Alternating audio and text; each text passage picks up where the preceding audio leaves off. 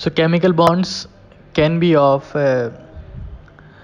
broadly of two types. One is the primary bond and second is the secondary bond. Primary bonds are based on octet rule, and these bonds are essential for the formation of molecules and compounds. These bonds can be of four types: ionic, covalent, coordinate, and metallic.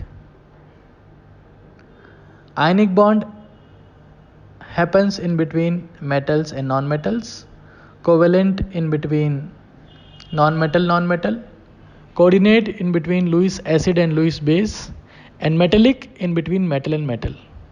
Again repeating, primary bonds are based on octet rule. In case the octet is incomplete, there will be adaptation. जो requirement थी molecule की central atom की, वो अगर पूरी नहीं हुई तो अडेप्टेशन आएंगे. These adaptation mainly happens in boron family. The name of adaptations are back bonding, bridge bonding, and banana bonding. These adaptation happens when the octet of central atom is incomplete. Now the secondary bonds are of three types, that is non-van der Waal, and hydrogen bond.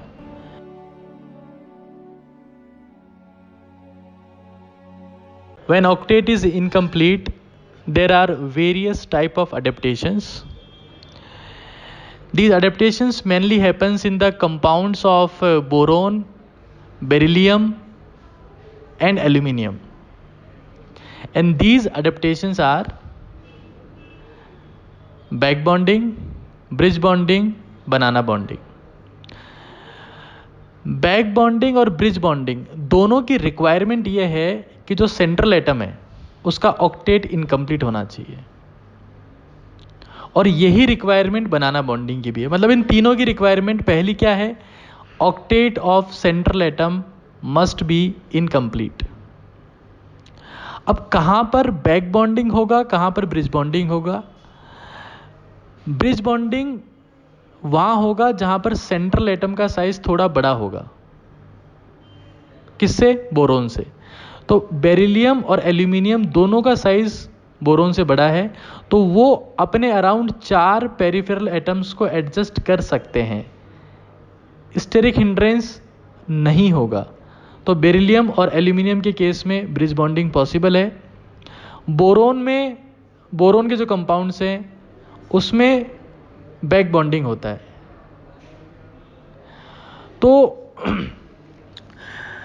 Back bonding कहां पर होगा? Octet of central atom incomplete, lone pair on peripheral atoms, for example BX3 like BF3, BCl3, BBr3, Bi3 and boric acid. Bridge bonding कहां पर होगा?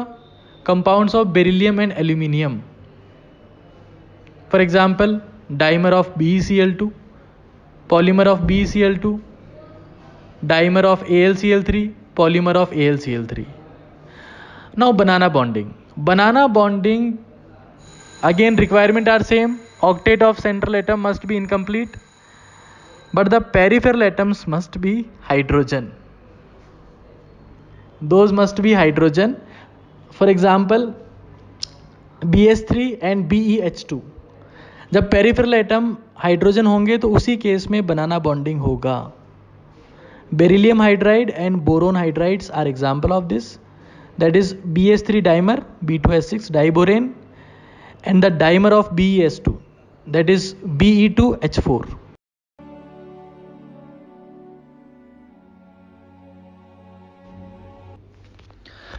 Intermolecular forces can be of three types: non-van der Waal, and hydrogen bond. Now non-van der Waal includes ions like ion dipole, ion induced dipole, while van der Waal includes dipole, induced dipole, and London force of attraction. तो आपको ये बात ध्यान रखनी है, जहाँ पर भी आयन या आयन इंड्यूस की बात आए वो वॉन डेर वाल्स फोर्स नहीं है, वो non van der Waals force है।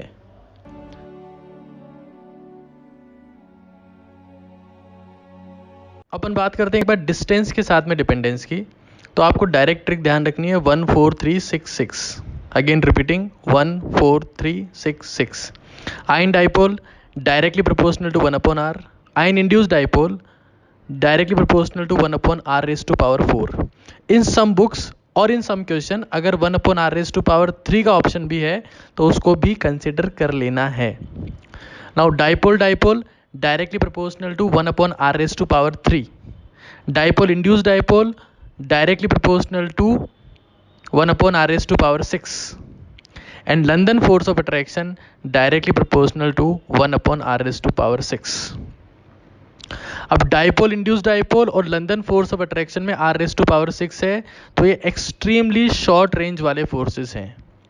वापस रिपीट कर रहा हूं 1 4 3 6 6।